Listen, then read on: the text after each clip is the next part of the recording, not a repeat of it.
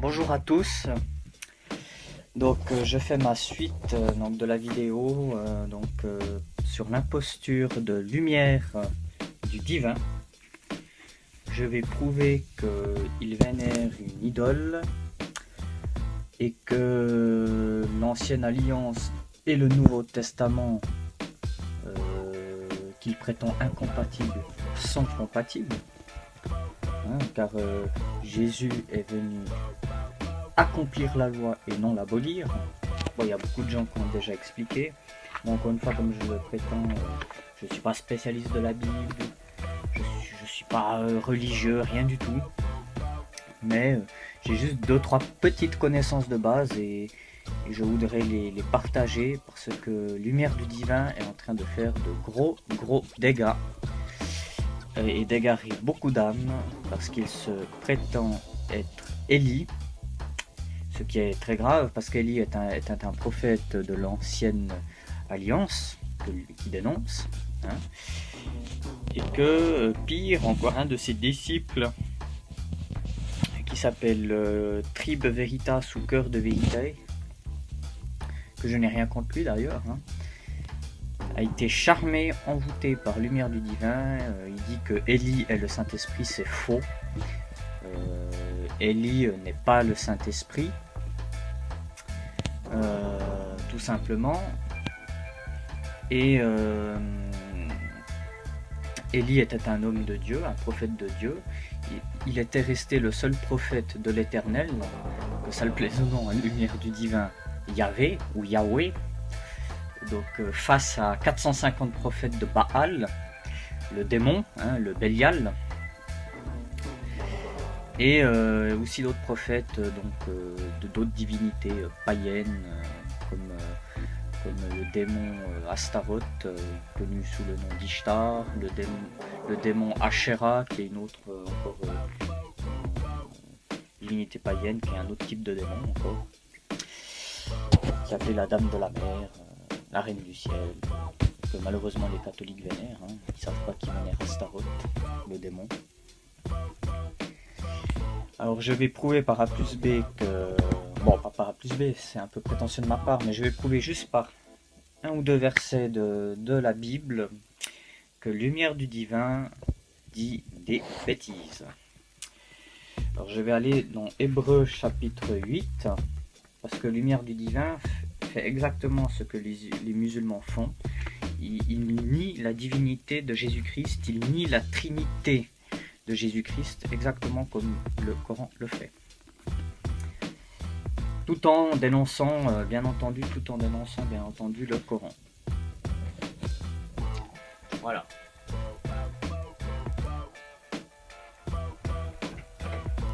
Donc,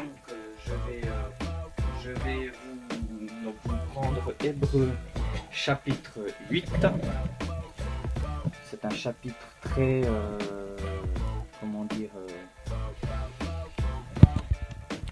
qui nous dit pas mal de choses. Il faut juste que je le retrouve dans ma Bible. J'ai une 8 secondes 21 la revisiter. Donc je vais prendre Hébreux chapitre 8. Entre parenthèses, Lumière du Divin et aussi donne d'autres hérésies du sens comme sujet la réincarnation. Alors il a détourné le chapitre d'Hébreux, il n'est permis à l'homme de vivre et de mourir une seule fois, après quoi vient le jugement, il sera jugé par Dieu, en disant oui mais l'esprit c'est pas l'homme. Non, l'homme c'est l'homme, que ça soit son âme, son esprit et le corps, l'homme c'est l'homme dans son entièreté. Donc il détourne aussi ce verset. Bien entendu l'homme il ne vit qu'une seule fois, y compris son âme, il ne vit qu'une seule fois sur Terre, il ne se réincarne pas. Encore là, c'est des théories bouddhistes, hindoues, New Age, gnostiques, de la Rose-Croix, des francs-maçons, et j'en passe. Lui-même prétend dénoncer ces mouvements, mais en étant lui-même dans le mensonge. Il vénère un faux dieu qui s'appelle El, qui était une divinité cananéenne. Il avait fait d'ailleurs une vidéo dessus, mais je n'ai pas pu la retrouver, donc je ne peux pas vous mettre le lien. Mais croyons au moins ma sincérité, c'est que Lumière du Divin vénère un faux dieu, vénère un dieu païen. Cette divinité s'appelle El, qui n'a rien à voir avec Yahvé, le Dieu créateur, l'Éternel des armées.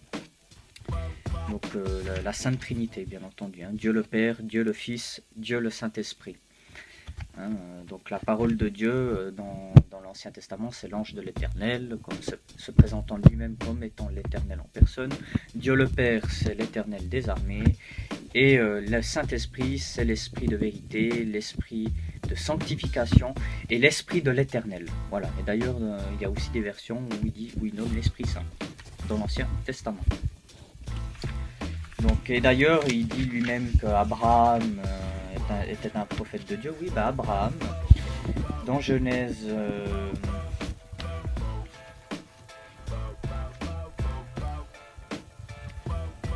dans Genèse chapitre 22, verset 14, je vous lis juste le verset 14.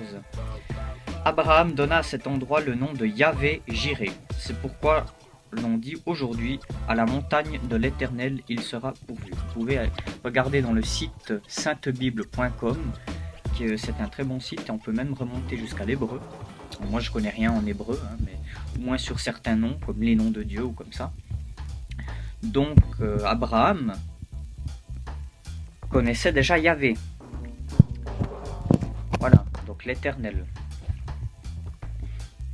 Donc là, Lumière du Divin a tout faux. Donc je répète, hein, Genèse chapitre 22, verset 14. Vous pouvez aller voir dans saintebible.com. D'ailleurs, je vais vous mettre, si j'y arrive, hein, parce que là je suis sur mon appel, si j'arrive à mettre le lien du site saintebible.com. Alors je vais, comme promis,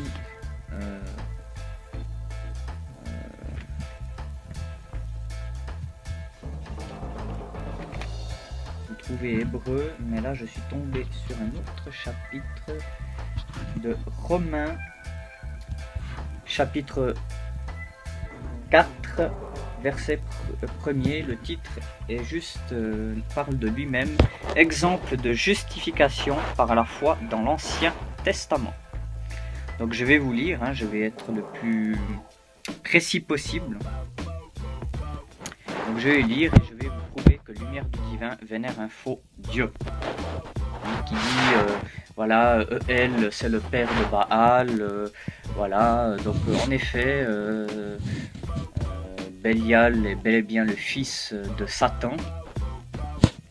Hein, il y a certains témoignages d'occultistes qui témoignent, voilà, que Bélial est le premier démon subordonné à Satan. Et on voit très bien dans la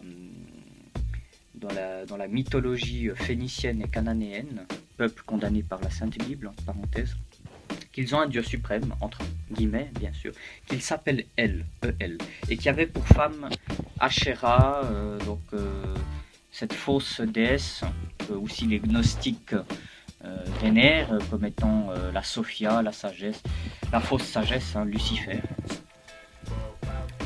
Donc voilà.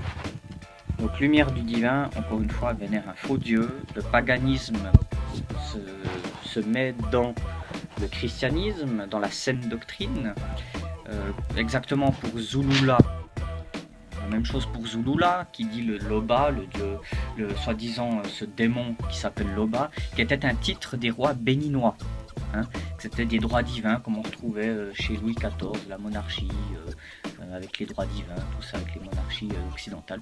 C'est des noms païens et on essaye de paganiser le christianisme en disant que l'Éternel, c'est un démon, c'est le diable. C'est faux, l'Éternel est Dieu. L'Éternel est Dieu. Jésus fait partie intégrante de Dieu, de Yahvé. Yahvé, c'est le nom pour l'être. Je suis celui qui suis. Yahvé, c'est le nom pour l'être, pour toute la Sainte Trinité, pour Dieu. Et dans Yahvé, il y a Dieu le Père, donc Yahvé le Père, Dieu le Fils, Yahvé le Fils, et Jésus-Christ, donc Dieu le Fils en même temps Fils de Dieu le Père, il y avait le Fils, qui est aussi Yehoshua, ça veut dire le salut étant Yahvé, ou Yahvé sauve en hébreu, hein, mais voilà, c'est les seules bases que j'ai un peu pris en hébreu, donc Jésus-Christ. Donc je vais vous lire, je m'excuse si je m'éparpille un petit peu, donc je vais vous lire au moins les premiers versets de Romains chapitre 4, verset 1er, jusqu'au verset 8. Après vous pouvez trouver, encore une fois, dans saintbible.com. Que dirons-nous donc d'Abraham, notre ancêtre?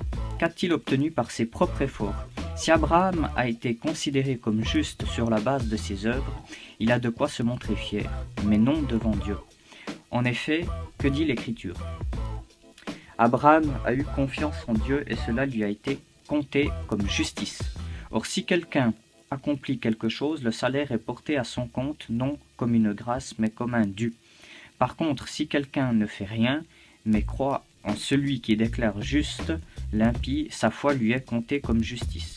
De même, David exprime le bonheur de l'homme à qui Dieu attribue la justice sans les œuvres. Heureux ceux dont les fautes sont pardonnées et dont les péchés sont couverts. Heureux l'homme à qui le Seigneur ne tient pas compte de son péché. Alors là, c'est du verset 1 jusqu'au verset 8, et là je vous lis du verset 9 jusqu'au verset 15. Ce bonheur n'est-il que pour les circoncis, ou bien est-il également pour les incirconcis? En effet, nous disons que la foi d'Abraham lui a été comptée comme justice. Quand donc a-t-elle été portée à son compte? Était-ce après ou avant sa circoncision? Ce n'était pas après sa circoncision, mais bien alors qu'il était incirconcis. Et il a reçu le signe de la circoncision comme le gage de la justice qu'il avait obtenue par la foi alors qu'il était incirconcis. Il est ainsi le Père de tous les incirconcis qui croient, afin que la justice soit aussi portée à leur compte.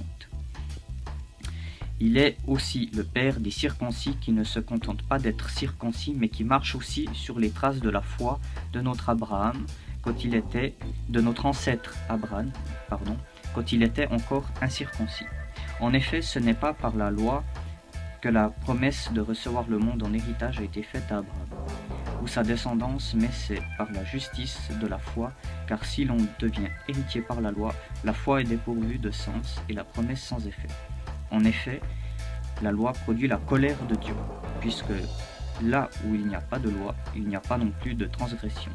C'est donc, verset 16, c'est donc par la foi que l'on devient héritier, pour ce que ce soit par grâce que la promesse soit assurée à toutes les descendances, non seulement à celles qui dépendent de la loi, mais aussi à celles qui, à la foi d'Abraham. Alors là, je vous lis jusqu'au dernier verset du chapitre 4. En effet, Abraham est notre Père à tous, comme cela est d'ailleurs écrit. Je t'ai établi Père d'un grand nombre de nations. Il est notre Père devant le Dieu en qui il a cru. Le Dieu qui donne la vie aux morts et appelle ceux qui n'existent pas à l'existence. En espérant contre toute espérance, Abraham a cru et est ainsi devenu le père d'un grand nombre de nations, conformément à ce qui lui avait été dit, telle sera ta descendance.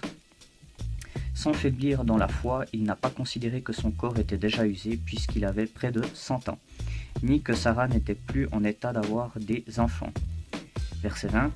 Il n'a pas douté par incrédulité de la promesse de Dieu, mais il a été fortifié par la foi et il a rendu gloire à Dieu, car il avait la pleine conviction que ce que Dieu promet, il peut aussi l'accomplir. C'est pourquoi cela lui a été compté comme justice. Or, ce n'est pas pour lui seulement qu'il est écrit que la foi a été portée à son compte, mais c'est aussi pour nous.